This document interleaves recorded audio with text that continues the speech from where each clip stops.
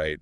Welcome in, everyone. We're diving deep today and going beyond just looking at a piece of art. This time we've got The Ceiba Saved Me by El Salvadorian artist Eddie Rodolfo Aparicio. This is hanging out at the Museum of Contemporary Art. Right. And it's not your average painting on canvas. It's something else, right? Yeah, you've got wooden textured cloth. There's like this residue on it, writing in blue, splashes of paint. What did you think when you first encountered this? You know, I think what strikes me is Aparicio, the way he blends these materials. It's almost as if he's creating a tapestry of past and present through these objects. You know, you've got the rubber, you've got tree bark residue. It's part of the piece. It's literally part of the piece, yeah. And then you have the cloth. All of these materials sort of bearing the marks of time. They're faded, right? It creates the sense of something weathered. Something that's been through something. It makes you feel like the art itself has a lived experience. Yeah. Yes, exactly. It has a story to tell. Absolutely. And I think that ties into Aparicio's background too, right? Yeah. He's an El Salvadorian artist. Right. Born and based in Los Angeles. Yeah. So you have this connection between those two worlds. Yeah, this interesting bridge between those two locations. Yeah. So prominent in his artwork and his background. How do you see The Ceiba Saved Me, then, reflecting those two worlds and his experiences? Well, you know, it really dives into these really potent themes, right? You have immigration, you have identity, and it looks at it particularly through the lens of Latino experiences. There are these questions of displacement, of diaspora. Yeah, that sense of belonging that's always being negotiated. Exactly, exactly. And it's interesting, too, because we talked about the materials, right? The literal fabric of this artwork. The tree bark residue, the cloth, the writing. They're not just random, right? Of course not. I mean, they're all symbolic. The minute you see that tree bark, right? You're immediately connected to nature, to something primal, something enduring.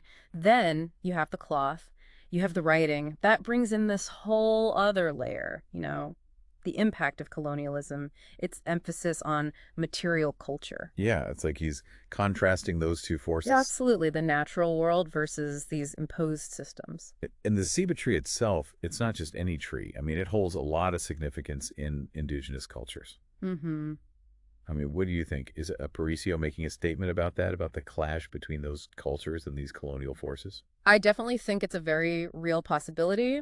We know the ceiba tree is often seen as the sacred symbol, right? Resilience, the connection to ancestors. By placing its residue right there in the artwork, well, he could be suggesting that these cultures endure, even with, you know, attempts to erase them. It's like they're woven into the very fabric of history. Exactly. It's powerful. And, you know, it makes me think about how Aparicio's work is often labeled as decolonialism. Can you unpack that a little for us? What does that even mean in the context of this piece?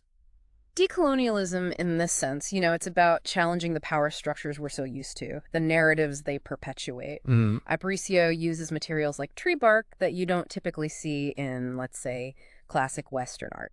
Right, it's not your marble statue. Exactly. He's elevating nature. He's elevating the cultures that have always revered it.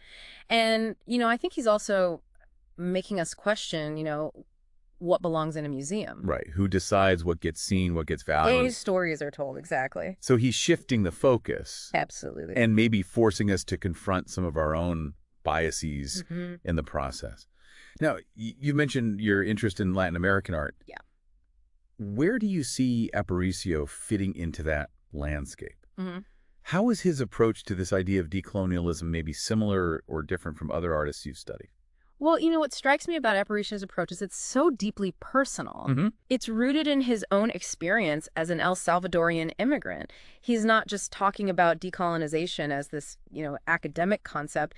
He's showing us how it plays out in real life, you know, in his life. Lived experience. Yeah, and the lives of people like him. And then he's going a step further and using materials that directly connect to his heritage, to El Salvador. It brings this tangible, almost visceral element. Yeah, it's not just theoretical. It's right there in front of you. Exactly. It's in the texture. It's in the residue. It's in the fabric of the artwork. And it leaves us with a lot to think about, doesn't it? It really does. And for you listening, we'd love to hear your thoughts on this. Thinking about this blend of the natural and the man-made in The Ceiba Saved Me, how do you see our relationship with nature shaping who we are, both individually and as a society? It's a question worth pondering. It really is. Thanks for joining us on this deep dive, folks. We'll see you next time. See you next time.